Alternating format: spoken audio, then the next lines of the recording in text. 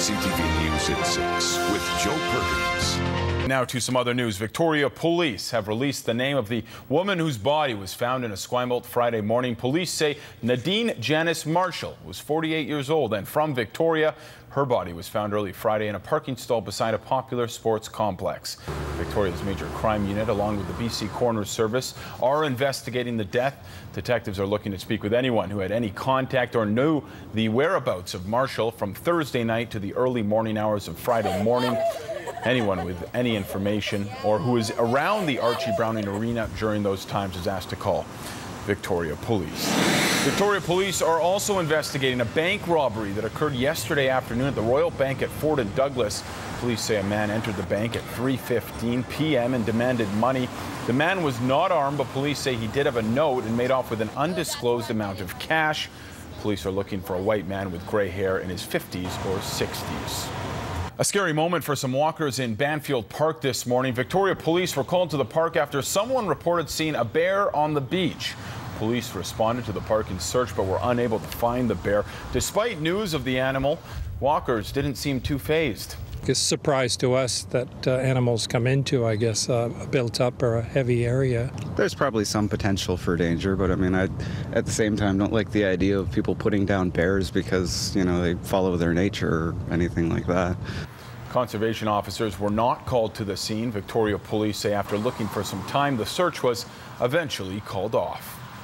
Now to a story that continues to develop out of Wisconsin. Police say 7 people are dead after a shooting at a Sikh temple near Milaukee.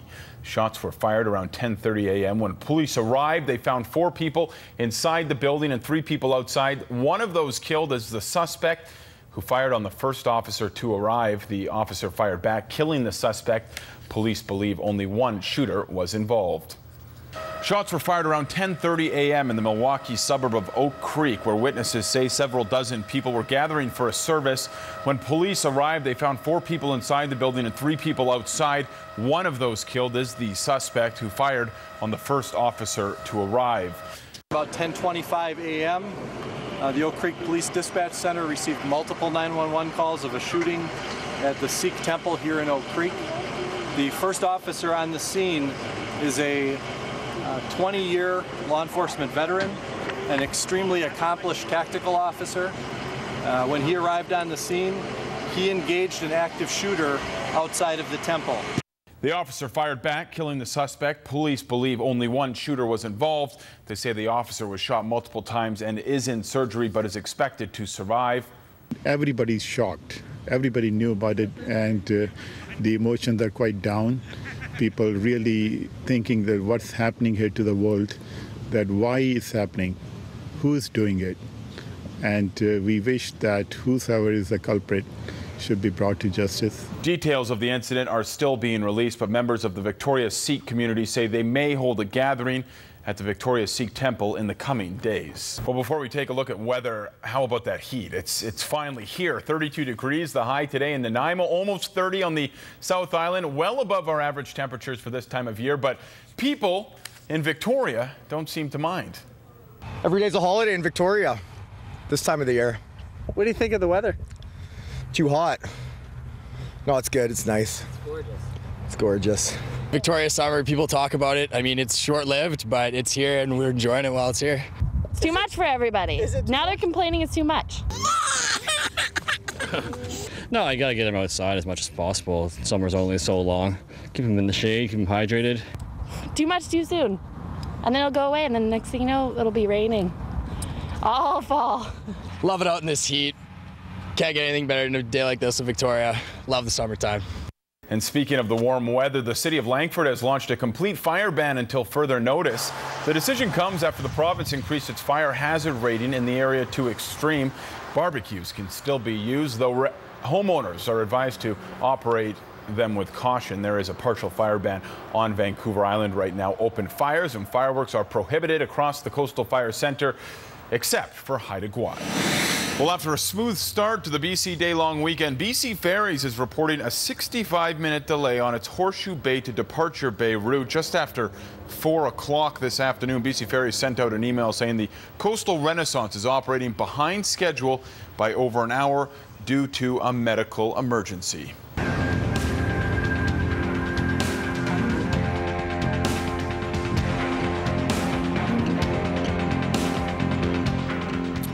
Welcome back to CTV News at 6. For the second year in a row, a central Saanich woman is using her arms and her legs in the fight against oil tankers. 56-year-old Renee Herberger says she's against the expansion of crude oil tankers along BC's coast and says swimming is her way of fighting back. She did the same swim last year, but this year she's doing it without her son, Sylvan.